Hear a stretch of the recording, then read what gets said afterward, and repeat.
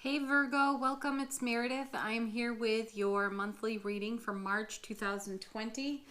We are using 3 different tarot decks, 3 different oracle decks for your message this month. We've got Thelema Tarot, Arcanum Tarot, and Millennium Thoth Tarot for your reading. We'll get into the oracle cards as we go along. And just like the February mid-months, we are doing your first row as what's now for Virgo. Your second row is what's in development or blossoming, becoming.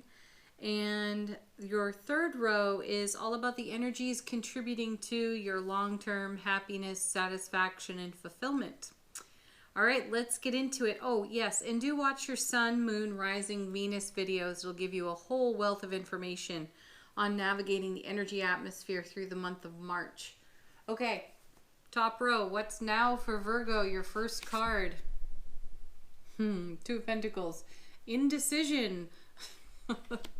A bit of indecision, some juggling, not knowing exactly where to focus your energy. Let's see what comes with it, see if we can bring some clarity to that. Then you have the 7 of Pentacles. Well, adding that 7 to the 2 would bring you to the 9 of Pentacles, and it would seem that, you know, the 9 of Pentacles is a self-made person. They are self-sufficient. They've got it all together. They're serene, and they have a great community of friends and family and so on. It would seem, though, that you're feeling just a bit adjacent to that kind of energy, and you're doing some mental juggling there on how to manifest that or be in the flow with that. The 7 of Pentacles is a message all about everything in its own right season. You can't rush perfection. So there are some energies in development that you may not be aware of. You may want to be turning up the dial on your intuition and checking in with your guides, your angels, the divine all that is, and ask to be shown, ask to see signs. And if you feel impatient for something, 7 of Pentacles, do come into the energy of allowing. One of my favorite affirmations is I love and appreciate how it feels to yield to the allowing of universal wisdom. So it's about putting myself in the flow. And usually the universe does a better job of it than we do, and there's more surprise and delight when we surrender or yield to an energy wiser, greater than ourselves. And that may be the very thing that's required here with that 2 of Pentacles in the reading. So consider that. Next card, top row, you have the Empress. Yes. You're incubating on something here. She's typically shown pregnant, which shows all kinds of potential, possibility, ripening, fulfillment, but it's not quite here. We haven't quite given birth to it, but it's on the way in. So this is what's now for you, Virgo. You have energy on its way into you, and you can feel it, you can sense it, but you're not exactly knowing what to do with that energy that you're feeling and sensing. I suggest, again, tuning into your intuition, looking for signs in your environment, knowing that with the 7 of Pentacles and the Empress right next to one another, you have plenty of resource on offer to you. Suit of Pentacles is all about material research, physical body, so on. So there's a lot of abundance here for you and an eagerness on your part, 2 of Pentacles, to engage that energy. So ask for signs, ask to be shown in what direction to go, because your next card is the Knight of Wands. I love this knight. He's full of fire, passion, creativity, though he is easily distracted. So the suggestion to ground your energy and adopt the wisdom there of the Empress, ask for signs before taking action. He certainly is a knight of action. Though he's got a reputation for being a bit of a player, which means that the energy is more temporary with him and not so long lasting. And the feeling here is with the Empress in the center of this row, you're looking for quality. And while the night does bring beautiful qualities, they do show up a little more temporary. So consider that in your options here. That may help you make this decision over here with the 2, this juggling.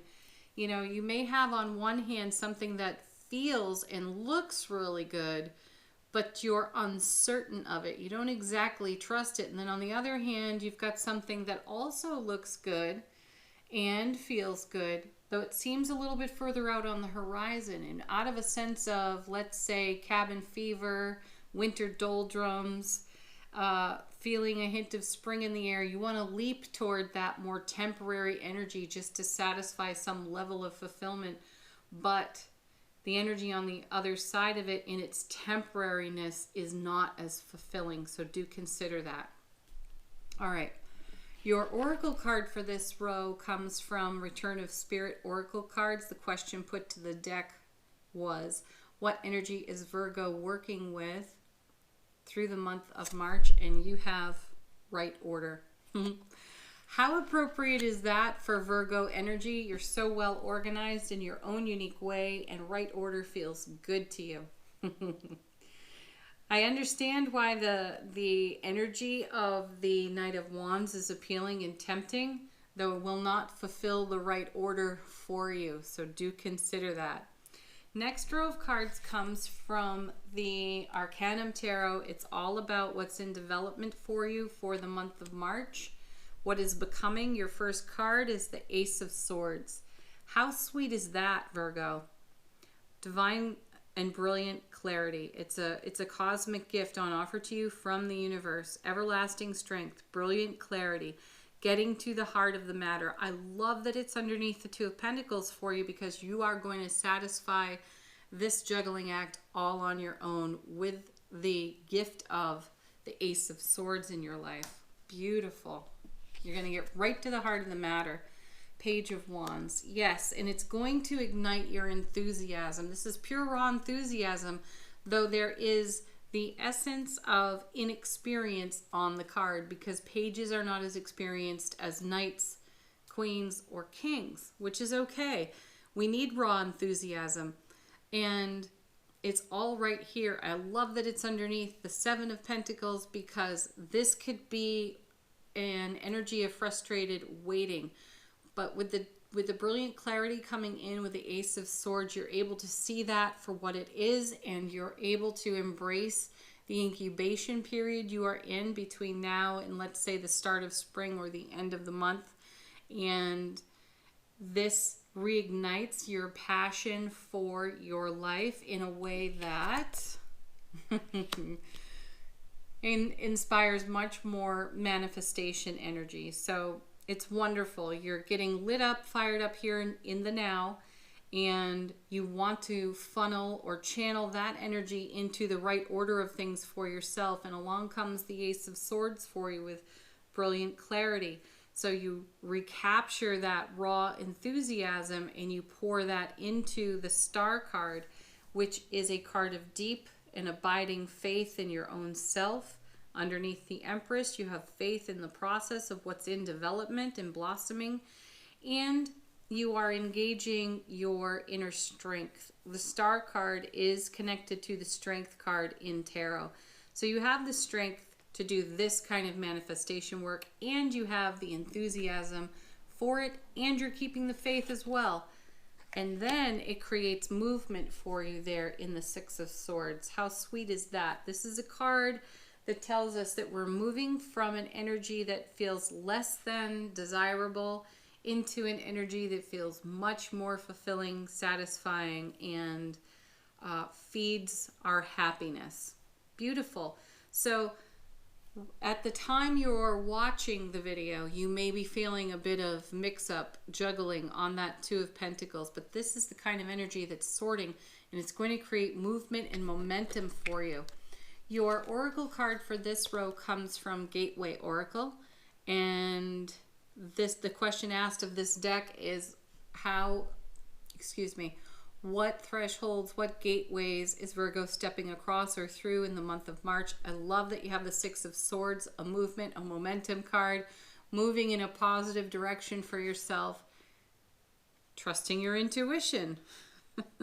My life is truly guided. And you know, that's just it. You are in the top row. I said, pay attention to your intuition, engage that a little bit more. That will help you make choices that are in the right order for you in your heart space. It'll bring you the clarity while you are expressing your enthusiasm in your manifestation process and creating momentum for movement forward. And then your life being truly guided. It could be just your intuition that's guiding the boat on the Six of Swords. Sweet. All right, next row is all about the energies that are influencing your long-term happiness, satisfaction, and fulfillment. This comes from the Millennium Thoth deck. Your first card is the High Priestess. Well, there it is again, Virgo. There's your intuition showing up. This is your inner oracle. So it is absolutely paying attention to the guidance that you yourself are channeling for yourself and taking action upon that is contributing to your long-term happiness. And then you have the Magician. Now, the Magician here has all the elements of the tarot at his disposal. He can create whatever it is he desires to create. So that's the message you have here. You have all the resources, all the skill, all the talent, all the intuition, inner guidance, and momentum to create on your foundation exactly the kind of life experience you desire to live and express. And how beautiful is that? The only caution when you see the Magician is that he's a bit of a dazzler. He's a charmer. So we come back around to this Knight of Wands energy. There may be an individual in your realm at this time who is distracting to you. Is very charming, very gregarious and engaging, and it pulls you out of and away from what you're incubating on, manifesting for what's showing up in your long-term happiness. So just be mindful of that. It's not even so much a caution. It's just recognize that when you get into winter doldrums and you're anxious for spring to come, we're all feeling a bit fired up and we get a little bit impetuous and we can easily take our eye off the ball here. And this is not a time for that. The energy is so supportive of manifesting what it is you're dreaming for that you're going to want to stay connected to it. No distractions allowed. Then we come back with the Two of Swords. That's our next card. This is indecision. This is being at an impasse, and that's exactly what happens when we get distracted. And again, this is reinforcement for coming back to yourself. You're being encouraged to come back to your heart center.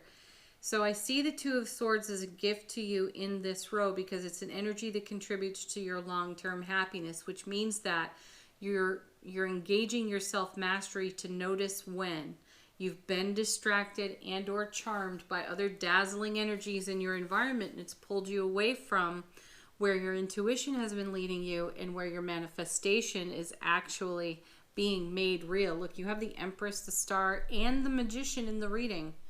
It's really powerful. So you're going to be reminded by your intuition and signs within your environment that when you are crossing swords with yourself and you are out of alignment, out of harmony with what you're in co-creation for, you'll notice it and you'll come right back to it.